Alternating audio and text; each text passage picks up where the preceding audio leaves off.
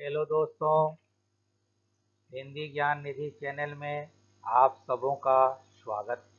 इस चैनल के भाग संख्या 41 में हिंदी पाठ्य पुस्तक स्पर्श भाग 2 के पद भाग पाठ संख्या 1 साथी कबीर के बारे में शब्दार्थ एवं व्याख्या के साथ विस्तृत जानकारी दे रहा हूँ।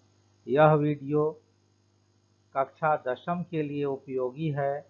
यदि चैनल पसंद आए तो लाइक, शेयर एवं सब्सक्राइब जरूर करें। कवि परिचय।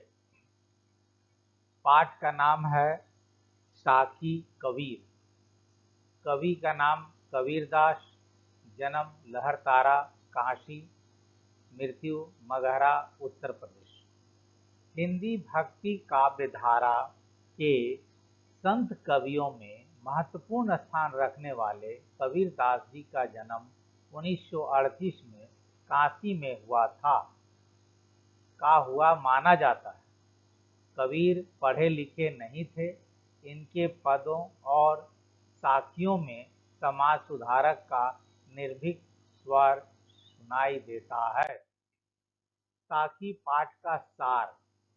इन साखियों में कबीर ईश्वर के प्रेम के महत्व को प्रस्तुत कर रहे हैं और पहली साखी में कबीर मीठी भाषा का प्रयोग करने की सलाह देते हैं ताकि दूसरों को सुख और अपने तन की शीतलता प्राप्त हो।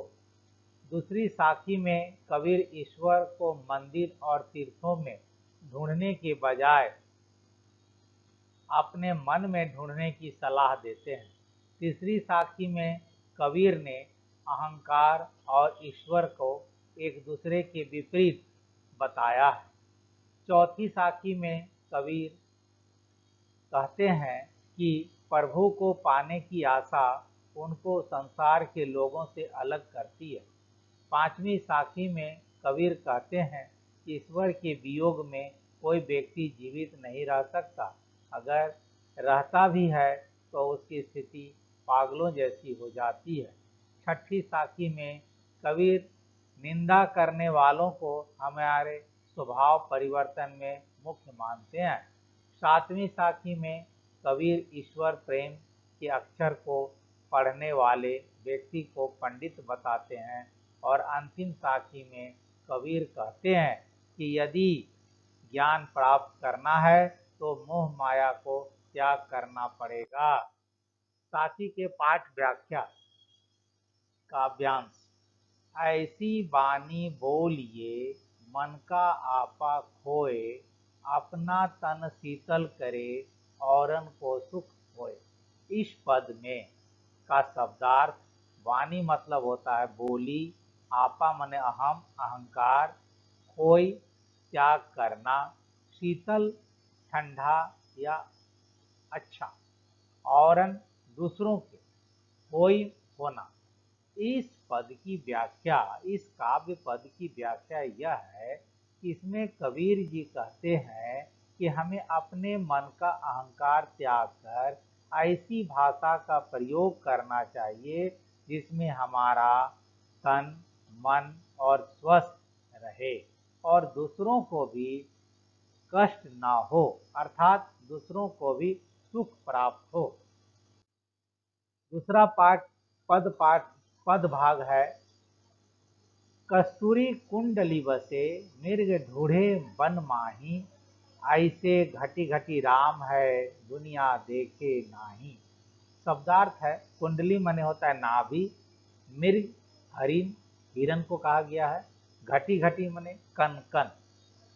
इस पद की व्याख्या है कबीरदास जी कहते हैं कि जिस प्रकार का एक हिरण कस्तूरी के खुशबू को जंगल में ढूंढता फिरता है, जबकि वह सुगंध उसी के नाभि में विद्यमान होती है, परंतु यह इस बात को बेखबर होता है कि उसी प्रकार का संसार के कण कण में ईश्वर विद्यमान है और मनुष्य इस बात में बेखबर इसलिए ईश्वर को देवालयों और तीर्थों में ढूंढता है। कबीर जी कहते हैं कि अगर ईश्वर को ढूंढना है तो अपने मन में ढूंढो। तीसरा पद का भाग है, जब मैं था तब हरि नहीं, अब हरि है मैं नहीं, सब अंधियारा मिटी गया, तब दीपक देखिया माही। शब्द का अर्थ है इस पद में, मैं मने होता है अहम, हरि परमेश्वर को कहा गया है, अंधियारा अंधकार। इस पद की व्याख्या है, कबीर जी कहते हैं कि जब इस हृदय में मैं अर्थात मेरा अहंकार तथा हम इसमें परमेश्वर का वास नहीं था, परंतु अब हृदय में अहंकार नहीं है तो इसमें प्रभु का वास है। जब परमेश्वर नामक दीपक के दर्शन हुए तो अज्ञान रूपी अहंकार का विनाश हो गया। अगली पद की पंक्तियां है, सुखिया सब संसार है, खाए अरु सावे, दुखिया दास कबीर है, जाके अरु रौवे। शब्द का अर्थ है, सुखिया सुखी, अरु अज्ञान रूपी अंधकार, सोवे सोए हुए, दुखिया दुखी, रोवे रो रहे। इस पद का व्याख्या है, कबीर जी कहते हैं कि संसार के लोग अज्ञान रूपी अंधकार में डूबे हुए हैं। संसार के लोग अज्ञान रूपी अंधकार में डूबे हुए हैं, अपनी मृत्यु आदि से भी अनजान सोए हुए हैं।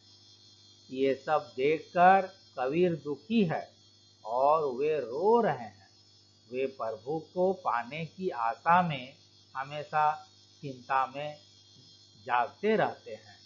अगली पंक्तियां हैं, विरह मुहंगम तन बसे, मंतर न लागे कौड़, राम वियोगी न जीवे, जीवे तो बौड़ा होर। शब्दार्थ है, विरह बिछड़ने का गम, मुहंगम भुजंग सांप, बौरा पागल। इसकी व्याख्या है, कबीर दास जी कहते हैं कि जब मनुष्य के मन में अपनों के बिछड़ने का गम सांप बनकर लौटने लगता है तो उस पर न कोई मंत्र असर करता है और न ही कोई दवा असर करती है। उसी तरह राम अर्थात ईश्वर के वियोग में मनुष्य जीवित नहीं रह सकता और यदि वह जीवित रहता है भी तो उसकी स्थिति पागलों जैसा हो जाती है। अगला पंक्ति है पद का, निंदक नियड़ा राखिए, आंगनी कुटी बंधा, बिन सावन पानी बिना, निर्मल करे सुधार। इस शब्दार्थ है निंदक मैंने निंदा करने वाला, नेड़ा निकट, आंगनी आंगन, सावन साबुन, निर्बल साफ, सुभार स्वभाव। इस पद की व्याख्या है, कबीर दास जी कहते हैं कि हमेशा निंदा करने वाले को व्यक्तियों को अपने निकट रखना चाहिए, यानी अपने पास में रखना चाहिए। हो सके तो अपने आंगन में ही उसके घर बनवा लेना चाहिए, अर्थात हमेशा अपने आसपास ही रखना चाहिए ताकि हम उनके द्वारा बताई गई हमारी गलतियों को सुधर सकें, जिससे हमारा स्वभाव बिना साबुन और पानी की मदद के ही साफ हो जाएगा। अगली पंक्ति पद की है, पोथी पढ़ी पढ़ी जग मुआ, पंडित भया न कोय, ऐके आखिर पीव का, पढ़े सो पंडित हो। इस पद के शब्दार्थ हैं, पोथी मने कहा गया है पुस्तक को, मुआ मने मरना, भया मने बनाना, आखिर अक्षर को कहा गया है, पीव प्रिय। इस पद की व्याख्या है, कबीर जी का कथन है कि इस संसार में मोटी मोटी पुस्तकें या किताब पढ़कर कोई मनुष्य मर गए, परंतु कोई भी मनुष्य पंडित नहीं बन सकता। यदि किसी व्यक्ति ने ईश्वर का प्रेम का एक भी अक्षर पढ़ लिया तो वह पंडित बन जाता है। अर्थात ईश्वर प्रेम ही एक सच है जिसमें जानने वाला ही वास्तविक ज्ञानी है। अगली पंक्ति पद की, हम घर जाल्या आपना, लिया मोढ़ा हाथी, अब घर जालो ताश का, जय चले हमारे साथी। शब्दार्थ है जाल्या मने जलाया, आपना मने अपना, मुराड़ा मने जलती हुई लकड़ी ज्ञान, जालो मने जलाओ, ताश का मने उसका।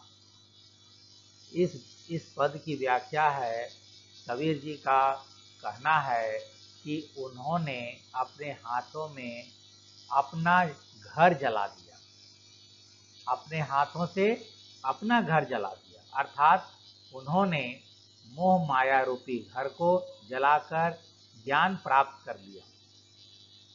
अब उनके हाथों में जलती हुई मसाल है, यानी लकड़ी है, यानी ज्ञान है।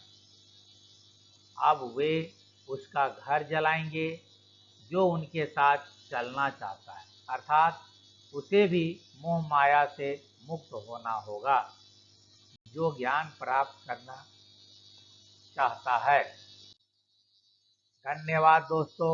जय हिंद, वंदे मातरम।